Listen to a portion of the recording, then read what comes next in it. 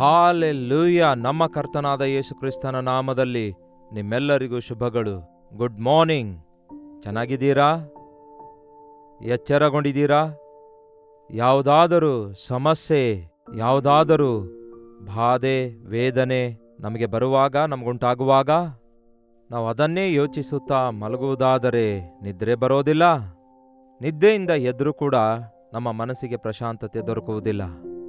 ಅಂತಹ ಸಮಯದಲ್ಲಿ ನಾವು ಕರ್ತನ ಬಳಿಗೆ ಹೋಗುವುದಾದರೆ, ಆತನ ನಾಮದಲ್ಲಿ ಪ್ರಾರ್ಥಿಸುವುದಾದರೆ, ಆತನ ಮಾತು ಕೇಳುವುದಾದರೆ ನಮಗೆ ಉಪಶಮನ ಉಂಟಾಗ್ತದೆ. ಅದಕ್ಕೆ ಅನುದಿನದ ಧ್ಯಾನ ನಿಮ್ಮ ಬಳಿಗೆ ತರ್ತಿದ್ದೇವೆ. ಚಿಕ್ಕ ಪ್ರಾರ್ಥನೆ. ಪರಿಶುದ್ಧ ದೇವರೇ, ನಿಮಗೆ ವಂದನೆಗಳು. ಈ ಲೋಕದಲ್ಲಿ ಸಮಸ್ಯೆಗಳು ನಮ್ಮನ್ನು ಆವರಿಸಿಕೊಂಡಿರುವಾಗ ಅವೆಲ್ಲವುಗಳಿಂದ ನಾವು ಬಿಡುಗಡೆ ಹೊಂದುವುದಕ್ಕಾಗಿ ನಿಮ್ಮ ಸಮಾಧಾನ ನಮಗೆ ಅವಶ್ಯಕವಾಗಿದೆ.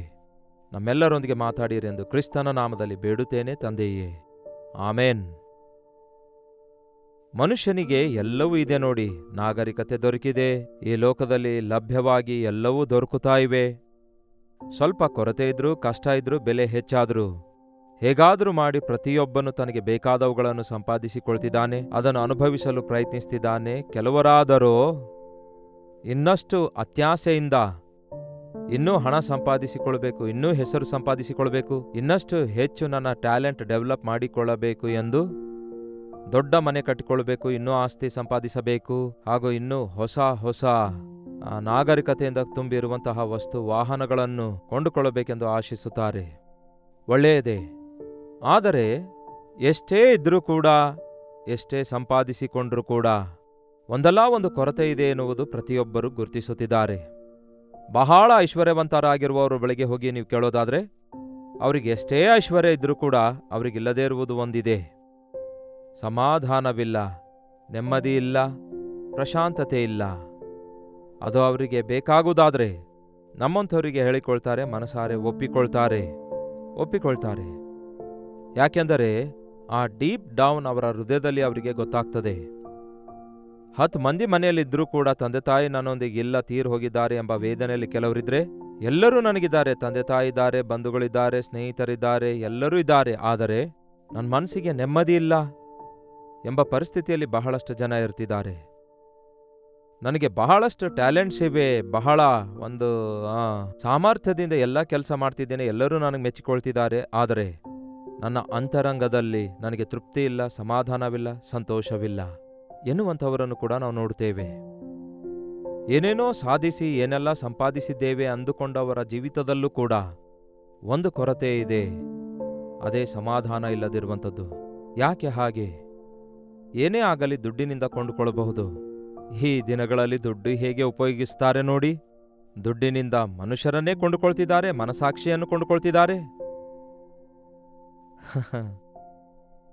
ಫೇಕ್ ಅನ್ನು ಸತ್ಯವನ್ನಾಗಿ, ಸತ್ಯವನ್ನು ಫೇಕ್ ಅನ್ನಾಗಿ ಮಾರ್ಪಡಿಸ್ತಿದ್ದಾರೆ. ಮನುಷ್ಯರಲ್ಲಿ ಬೆಲೆ ಇಲ್ಲದವರಿಗೆ ಬೆಲೆಯುಳ್ಳವರಾಗಿ ಮಾಡೋದು, ಬೆಲೆಯುಳ್ಳವರಿಗೆ ಬೆಲೆ ಇಲ್ಲದಂತೆ ಕೆಳಗೆ ಬೀಳಿಸೋದು. ಈ ದಿನ ದುಡ್ಡಿನ ಪ್ರಭಾವದಿಂದ ಪ್ರಪಂಚದಲ್ಲಿ ಇಂತಹ ಕಾರ್ಯಗಳು ನಡೆಯುವುದು ನಾವು ನೋಡುತ್ತಲೇ ಇದ್ದೇವೆ. ಆದರೆ ಎಷ್ಟೇ ಸಾಧಿಸಿದ್ರೂ, ಏನೇ ಸಾಧಿಸಿದ್ರೂ ಮನುಷ್ಯನ ಜೀವಿತದಲ್ಲಿ ಮಾತ್ರ ಆ ಖಾಲಿತನ, ಆ ಸಮಾಧಾನ ಇಲ್ಲದ ಪರಿಸ್ಥಿತಿ ಇರುವುದನ್ನು ನಾವು ನೋಡ್ತೇವೆ. ಸಹಜವಾಗಿ ಒಬ್ಬ ಮನುಷ್ಯನಿಗೆ ಈ ದಿನ ನೆಮ್ಮದಿ ಇಲ್ಲ ಎನ್ನುವಂಥದ್ದು ವಾಸ್ತವವಲ್ಲವೋ? ನಮ್ಮ ಹೃದಯ ತೆರೆದು ನಾವು ಮಾತಾಡುವಾಗ ನಮ್ಮ ಅಂತರಂಗದಲ್ಲಿರುವ ಆ ಕೊರತೆಯನ್ನು ನಾವು ಹೊರಹಾಕುತ್ತೇವೆ. ಅಷ್ಟಕ್ಕೂ ನೀವು ಹೇಗಿದ್ದೀರಿ? ಸಮಾಧಾನವಾಗಿದ್ದೀರಾ? ಸಂತೋಷವಾಗಿದ್ದೀರಾ? ತೃಪ್ತರಾಗಿದ್ದೀರಾ? ನಿಮ್ಮ ಕುಟುಂಬದಲ್ಲಿ ಎಷ್ಟೇ ಸಮಸ್ಯೆ ಇದ್ದರೂ ನಮ್ಮ ಸಂಗಡ ಯೇಸು ಇದ್ದಾರೆ ಎಂಬ ಧೈರ್ಯದಿಂದಿದ್ದೀರಾ? ಎಂಥದೇ ಪರಿಸ್ಥಿತಿ ಎದುರಿಸಬೇಕಾದರೂ ಕೂಡ ದೇವರು ನಮಗೆ ಜಯ ಕೊಡ್ತಾರೆ ಎಂಬ ನಂಬಿಕೆಯಲ್ಲಿದ್ದೀರಾ? ಅದು ಮುಖ್ಯ ಪ್ರಿಯರೇ. ಯೇಸು ಕ್ರಿಸ್ತನಲ್ಲಿ ನಂಬಿಕೆ ಉಳ್ಳಂಥವರಿಗೆ ಸಮಸ್ಯೆಗಳ ಮಧ್ಯದಲ್ಲಿಯೂ ಕೂಡ ಸಮಾಧಾನ ದೊರಕುತ್ತದೆ. ಹೋರಾಟಗಳ ಮಧ್ಯದಲ್ಲಿಯೂ ಕೂಡ ನೆಮ್ಮದಿ ದೊರಕುತ್ತದೆ. ನಮ್ಮ ಸುತ್ತಲೂ ಕಳವಳ ಇದ್ರೂ ಕೂಡ ನಾವು ಮನಶಾಂತರಾಗಿ ಇರಬಲ್ಲೆವು. ಕಾರಣ, ಯೇಸು ಕ್ರಿಸ್ತನಿಗಿರುವ ಮತ್ತೊಂದು ಹೆಸರೇನು ಗೊತ್ತಾ? ಸಮಾಧಾನದ ಪ್ರಭು. ಸಮಾಧಾನಕ್ಕೆ ಕರ್ತನು, ಮೂಲವೂ ಆತನೇ.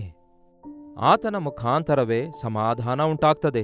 ಮನುಷ್ಯರಿಗೆ ಏನೇ ಎಷ್ಟಿದ್ರೂ ಕೂಡ ಅವರು ಕ್ರಿಸ್ತನನ್ನು ಹೊಂದಿಕೊಂಡಿರದ ಕಾರಣ ಅವರಿಗೆ ಸಮಾಧಾನವಿಲ್ಲ. ಕ್ರಿಸ್ತನನ್ನು ಹೊಂದಿಕೊಂಡಂಥವನು ನೆಮ್ಮದಿಯಿಂದಿರುತ್ತಾನೆ. ಯಾವನ ದೋಷಗಳು ದ್ರೋಹಗಳು ಕ್ಷಮಿಸಲ್ಪಟ್ಟು ಪರಿಹರಿಸಲ್ಪಡುವವೋ, ಯಾವನ ದೋಷಗಳು ಕ್ಷಮಿಸಲ್ಪಡುವವೋ ಅವನೇ ಧನ್ಯನು. ನನ್ನ ಪಾಪ ಭಾರದಿಂದ ಬಿಡಿಸಲ್ಪಟ್ಟಿದ್ದೇನೆ ಎನ್ನುವಂಥವನು, ನರಕ ಶಿಕ್ಷೆಯಿಂದ ತಪ್ಪಿಸಲ್ಪಟ್ಟಿದ್ದೇನೆ ಎನ್ನುವಂಥವನು ಸಮಾಧಾನದಿಂದಿರುತ್ತಾನೆ. ಯಾವ ಮನುಷ್ಯನೂ ನನಗೆ ಯಾವ ಸಹಾಯ ಮಾಡಲಾರನು, ಯಾವ ಮನುಷ್ಯನೂ ನನ್ನನ್ನು ದೊಡ್ಡ ವ್ಯಕ್ತಿಯನ್ನಾಗಿ ಮಾಡಲಾರನು ಅಥವಾ ಕೀಳುಮಟ್ಟದ ವ್ಯಕ್ತಿಯನ್ನಾಗಿ ಮಾಡಲಾರನು, ನನ್ನನ್ನು ಹೆಚ್ಚಿಸಲಾರನು ತಗ್ಗಿಸಲಾರನು ಎಂದು ಗ್ರಹಿಸಿಕೊಂಡ ದಿನ ನಾವು ಕಳವಳಗೊಳ್ಳುವುದಿಲ್ಲ ಪ್ರಿಯರೇ.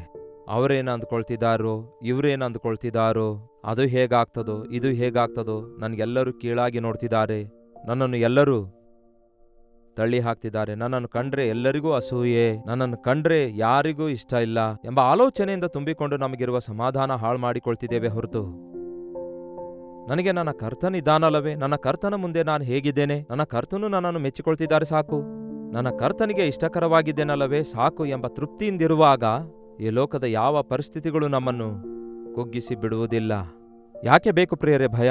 ನನ್ನ ಪೊಸಿಷನ್ ಬೇರೆಯವರು ತೆಗೆದುಕೊಳ್ತಾರೇನೋ, ನನಗೆ ಸಿಗಬೇಕಾದ ಘನತೆ ಬೇರೆಯವರು ತೆಗೆದುಕೊಳ್ತಾರೇನೋ, ನನಗೆ ಸಿಗಬೇಕಾದ ಬಹುಮಾನ ಬೇರೆಯವರ ಕೈಗೆ ಸೇರ್ತದೇನೋ, ನನ್ನ ಸ್ಥಾನದಲ್ಲಿ ಮತ್ತೊಬ್ಬನು ಬರುತ್ತಾನೋ ಏನೋ ಎಂಬ ಭಯದೊಂದಿಗೆ ಈ ದಿನ ಮನುಷ್ಯರು ಕಳವಳಕ್ಕೊಳಗಾಗಿ ನಿದ್ರೆ ಬರುತ್ತಿಲ್ಲ ಅನ್ನುತ್ತಾರೆ.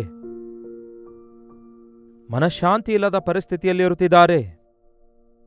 ಯಾರೊಬ್ಬರೂ ನಮಗೆ ಮೇಲು ಮಾಡಲಾರರು, ಕೇಡು ಮಾಡಲಾರರು. ನಾನಾದರೋ ನನ್ನ ದೇವರಲ್ಲಿ ನಂಬಿಕೆಟ್ಟವನಾಗಿದ್ದೇನೆ ಎಂಬುದಾಗಿ ನೀವು ತೀರ್ಮಾನಿಸಿಕೊಂಡ ದಿನ, ನನ್ನನ್ನು ಸೃಷ್ಟಿಸಿದ ಸೃಷ್ಟಿಕರ್ತನು ನನಗಿದ್ದಾನೆ, ನನ್ನ ಮೇಲೆ ದೃಷ್ಟಿಯಿಟ್ಟ ನನ್ನ ಕರ್ತನು ನನಗಿದ್ದಾರೆ, ನನ್ನನ್ನು ಹೆಚ್ಚಿಸುವಾತನೂ ಆತನೇ, ತಗ್ಗಿಸುವಾತನೂ ಆತನೇ, ನನ್ನನ್ನು ಆಶೀರ್ವದಿಸುವುದು ಆತನ ವಶದಲ್ಲಿಯೇ ಇದೆ. ಶಾಪ ಎನ್ನುವಂಥದ್ದು ಆತನು ಅನುಮತಿಸಿದ ಹೊರತು ನನಗೆ ತಗಲುವುದಿಲ್ಲ ಎಂಬ ನಂಬಿಕೆ ನಮಗಿರುವುದಾದರೆ ನಾವು ಸಮಾಧಾನಕರವಾಗಿರ್ತೇವೆ.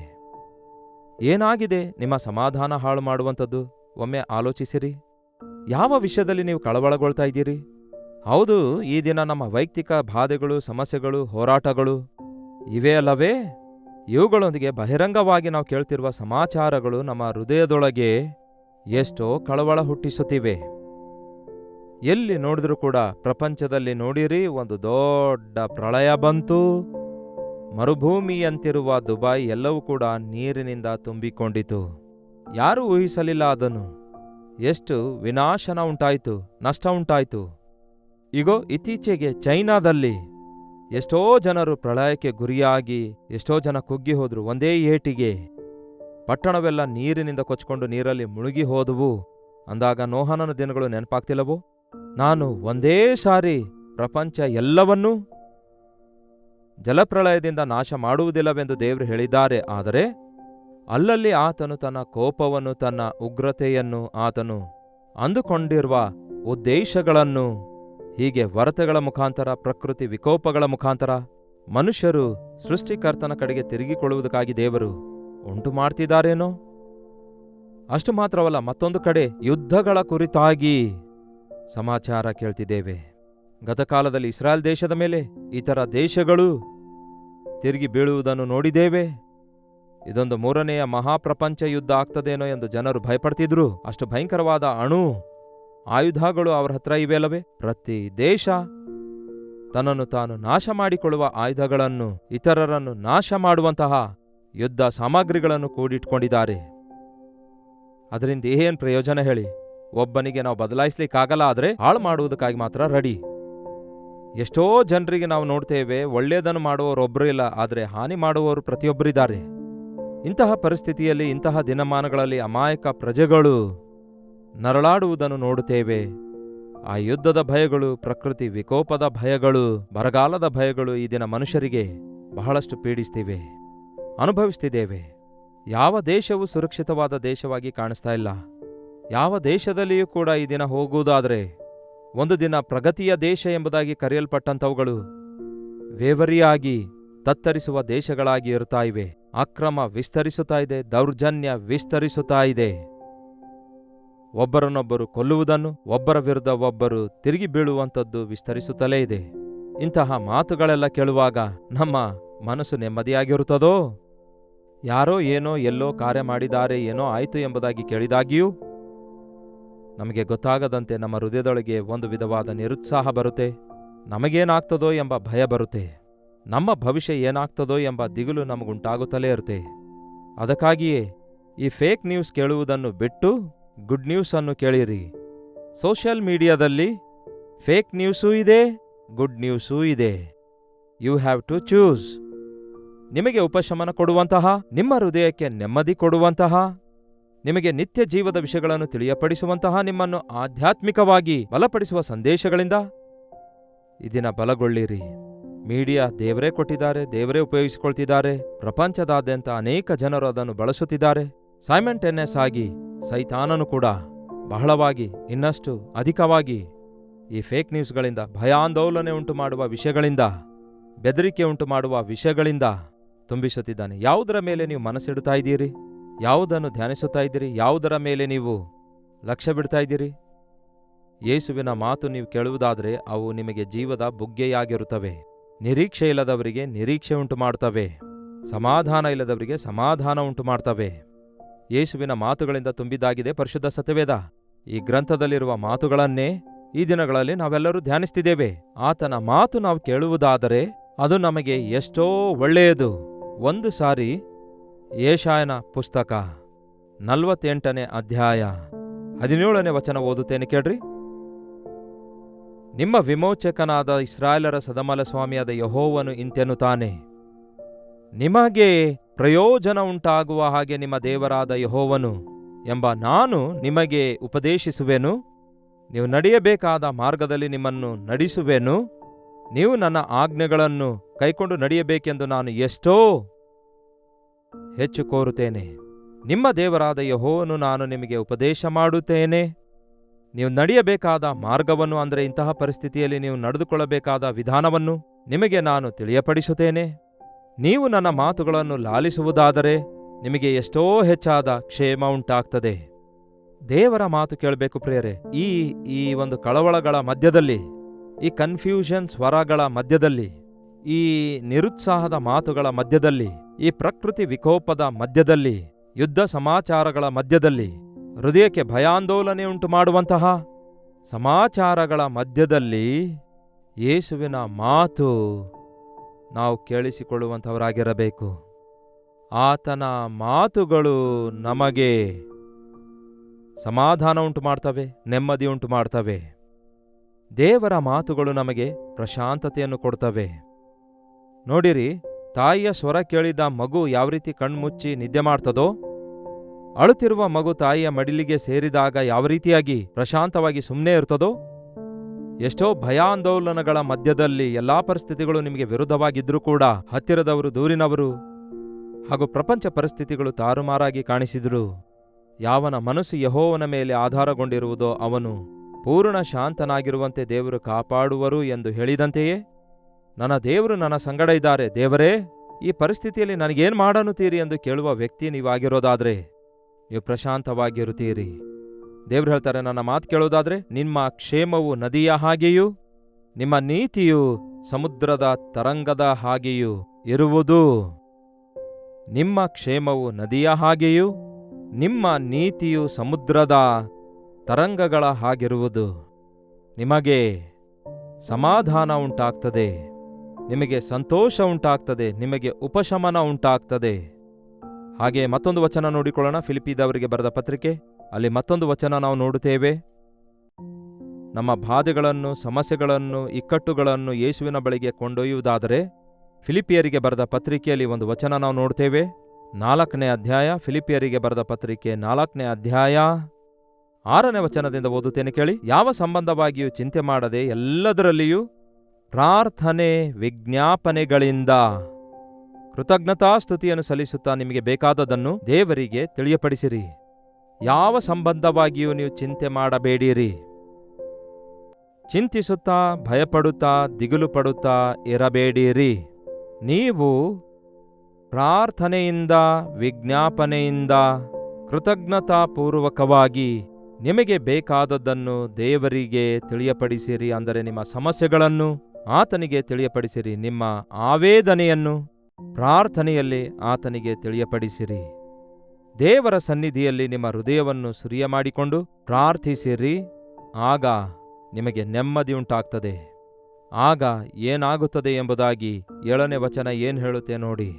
ಆಗ ಸಮಸ್ತ ಜ್ಞಾನಕ್ಕೂ ಮಿಗಿಲಾಗಿರುವಂತಹ ದೇವರ ಸಮಾಧಾನ ಯೇಸು ಕ್ರಿಸ್ತನ ಮೂಲಕ ನಿಮ್ಮ ಹೃದಯಗಳನ್ನು, ನಿಮ್ಮ ಯೋಚನೆಗಳನ್ನು ಆಳುವುದು. ನಿಮ್ಮ ಹೃದಯಕ್ಕೂ ಯೋಚನೆಗಳಿಗೂ ಕಾವಲಾಗಿರುವುದು.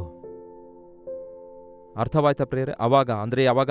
ದೇವರಿಗೆ ನಿಮಗೆ ಬೇಕಾದದ್ದನ್ನು ತಿಳಿಯಪಡಿಸಿದಾಗ, ನಿಮ್ಮ ಬಾಧೆ ತಿಳಿಯಪಡಿಸಿದಾಗ, ದೇವರಿಗೆ ನಿಮ್ಮ ಭಯದ ಕುರಿತಾಗಿ ತಿಳಿಯಪಡಿಸಿದಾಗ, ನಿಮ್ಮ ಚಿಂತೆ ಎಲ್ಲವನ್ನೂ ಆತನ ಮೇಲೆ ಹಾಕಿದಾಗ, ಈ ಕಳವಳಗಳ ಮಧ್ಯದಲ್ಲಿ ದೇವರ ಮೇಲೆ ನಾವು ಆದುಕೊಳ್ಳುವಾಗ, ದೇವರಲ್ಲಿ ನಾವು ನಂಬಿಕೆ ಇಡುವಾಗ, ಸಮಸ್ತ ಜ್ಞಾನಕ್ಕೆ ಮಿಗಿಲಾಗಿರುವ ದೇವರ ಸಮಾಧಾನವು ಯೇಸು ಕ್ರಿಸ್ತನ ಮೂಲಕ ನಿಮ್ಮ ಹೃದಯಕ್ಕೂ ನಿಮ್ಮ ಯೋಚನೆಗಳಿಗೂ ಕಾವಲಾಗಿರುವುದು. ಅರ್ಥವಾಯ್ತಾ? ಸಮಾಧಾನವು ನಮ್ಮ ಹೃದಯದೊಳಗೆ ಕಾವಲಾಗಿರ್ತದಂತೆ. ನೋಡಿ, ಕಾಯುವಂತಹ ಕಾವಲುಗಾರರು ಶತ್ರು ಕೋಟೆಯೊಳಗೆ ಬರದಂತೆ ಕಾಪಾಡ್ತಾರೆ. ಈ ವಾಚ್ಮ್ಯಾನ್, ಒಬ್ಬ ಕಳ್ಳ, ಮೋಸಗಾರ ಒಳಗೆ ಬರದಂತೆ ನಮ್ಮ ಮನೆಯ ಸುತ್ತಲೂ ಬೇಲಿಯನ್ನು ಹಾಕಿಕೊಂಡು ಸುತ್ತಾಡುತ್ತಾ ತಿರುಗಾಡುತ್ತಾ ಕಾಪಾಡುತ್ತಾನೆ. ಯೇಸುವಿನ ಮಾತಿನಂತೆ ನಾವು ನಂಬಿ ಯೇಸುವಿಗೆ ಒಪ್ಪಿಸಿಕೊಳ್ಳುವುದಾದರೆ ಸಮಾಧಾನ ಅಂತೆ ನಮ್ಮ ಹೃದಯದೊಳಗೆ ಆಳುತ್ತಾ, ನಮ್ಮ ಹೃದಯದ ಸುತ್ತಮುತ್ತಲು ಎಂಥದ್ದೇ ಕಳವಳ ನಮ್ಮನ್ನು ತಾಕಲಾರದಂತೆ, ನಮ್ಮ ಹೃದಯದೊಳಗೆ ತೂರಿಕೊಳ್ಳಲಾರದಂತೆ ಕಾವಲಾಗಿದ್ದು ಕಾಪಾಡ್ತದಂತೆ. ಹಾಲೆಲ್ಲೂಯಾ! ಯಾವುದೇನೇ ಆದರೂ ಕೂಡ ಯೇಸು ನನ್ನೊಂದಿಗಿದ್ದಾರೆ ಎಂಬ ನಂಬಿಕೆಯುಳ್ಳವರಾಗಿರೋಣ. ಯಾವ ಸಮಾಧಾನ ಇಲ್ಲದ ಪರಿಸ್ಥಿತಿಯಲ್ಲಿ, ಯಾವ ಕಳವಳದಲ್ಲಿ ನೀವಿದ್ದೀರಿ ಎಂಬುದಾಗಿ ನನಗೆ ಗೊತ್ತಿಲ್ಲ. ಯಾವುದರ ಕುರಿತು ಭಯಪಡ್ತಾ ಇದ್ದೀರೋ, ಯಾವುದರ ಕುರಿತು ದಿಗಿಲು ಪಡ್ತಾ ಇದ್ದೀರೋ, ಅದನ್ನು ಈಗಲೇ ಈ ಸಮಯದಲ್ಲಿಯೇ ಮೊಳಕಾಲೂರಿ ದೇವರಿಗೆ ಹೇಳಿಕೊಳ್ಳಿರಿ. ನೀವು ಹೇಳಿಕೊಂಡ ಕ್ಷಣದಲ್ಲಿ ದೇವರು ನಾನು ನಿಮ್ಮೊಂದಿಗಿದ್ದೇನೆ ಎಂದು ನಮ್ಮನ್ನು ಧೈರ್ಯಪಡಿಸುವುದು ಮಾತ್ರವಲ್ಲ, ಆತನ ಸಮಾಧಾನ ನಮ್ಮ ಹೃದಯ ಕಾವಲಾಗಿದ್ದು ಕಾಯುವಂತೆ ಆಜ್ಞಾಪಿಸುತ್ತಾರೆ.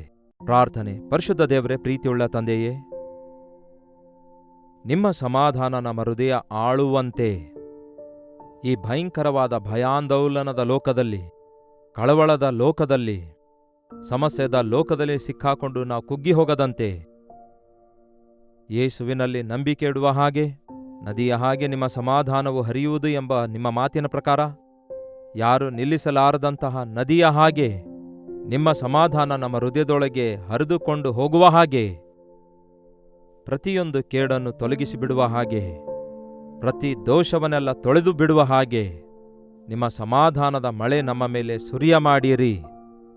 ಪ್ರತಿಯೊಬ್ಬರು ದೇವರೇ, ಸಮಾಧಾನದ ಕರ್ತನಾಗಿರುವ ಯೇಸುವಿನ ಬಳಿಗೆ ಬಂದು ಸಮಾಧಾನ ಹೊಂದುವುದಕ್ಕಾಗಿ ಯಹಲೋಕದಲ್ಲಿರುವ ಪ್ರತಿ ಹೋರಾಟವನ್ನು ಜಯಿಸುವುದಕ್ಕಾಗಿಯೂ ಸಮಾಧಾನ ರಾಜ್ಯವಾಗಿರುವ ಪರಲೋಕ ರಾಜ್ಯಕ್ಕೆ ವಾರಸುದಾರರಾಗಿ ನಿರಂತರವೂ ನಿಮ್ಮನ್ನು ಸ್ತುತಿಸುವುದಕ್ಕೂ ಸಹಾಯ ಮಾಡಿರಿ ಎಂದು ಕ್ರಿಸ್ತನ ನಾಮದಲ್ಲಿ ಬೇಡುತ್ತೇನೆ ತಂದೆಯೇ, ಆಮೇನ್. ನಮ್ಮ ತಂದೆಯಾದ ದೇವರ ಪ್ರೀತಿಯು, ಮಗನಾಗಿರುವ ಕ್ರಿಸ್ತನ ಕೃಪೆಯೂ, ಆದರಣೆ ಕರ್ತನಾದ ಪವಿತ್ರಾತ್ಮನ ಸಹವಾಸವು ಕೂಡಿ ಬಂದಿರುವ ನಮ್ಮೆಲ್ಲರ ಸಂಗಡ ಇಂದಿಗೂ ಸದಾಕಾಲಕ್ಕೂ ನೆಲೆಯಾಗಿರಲಿ. ಆಮೇನ್. ದೇವರಿಗೆ ಸ್ತೋತ್ರ. ನೀವು ದಿನಾಲೂ ಅನುದಿನದ ಧ್ಯಾನ ವೀಕ್ಷಿಸುತ್ತಾ ಆಧ್ಯಾತ್ಮಿಕವಾಗಿ ಬಲಗೊಳ್ತಾ ಇದ್ದೀರಾ. ನೀವು ಹೇಳಿದ್ರು ಕೂಡ ನಮಗೆ ಹೇಗೆ ಗೊತ್ತಾಗುತ್ತೆ ಹೇಳಿ? ಅದಕ್ಕೆ 8939731313 ನಂಬರ್ಗೆ ಒಂದು ಟೆಕ್ಸ್ಟ್ ಇಲ್ಲವೇ ವಾಯ್ಸ್ ಮೆಸೇಜ್ ಮುಖಾಂತರ ವಾಟ್ಸಪ್ ಕಳಿಸಿಕೊಡಿರಿ. ನಿಮ್ಮ ಪ್ರೇಯರ್ ಬರ್ಡನ್ಸ್, ಪ್ರೈಸ್ ರಿಪೋರ್ಟ್ಸ್ ಕೂಡ ತಿಳಿಯಪಡಿಸಿರಿ. ನಿಮಗೋಸ್ಕರ ದೇವರ ಸನ್ನಿಧಿಯಲ್ಲಿ ವಿಜ್ಞಾಪನೆ ಮಾಡ್ತಿದ್ದೇವೆ. ಉಪವಾಸ ಪ್ರಾರ್ಥನೆಯಲ್ಲಿ ಪ್ರತ್ಯೇಕವಾಗಿ ನಿಮಗಾಗಿ ದೇವರ ಮುಂದೆ ಬೇಡಿಕೊಳ್ತಿದ್ದೇವೆ.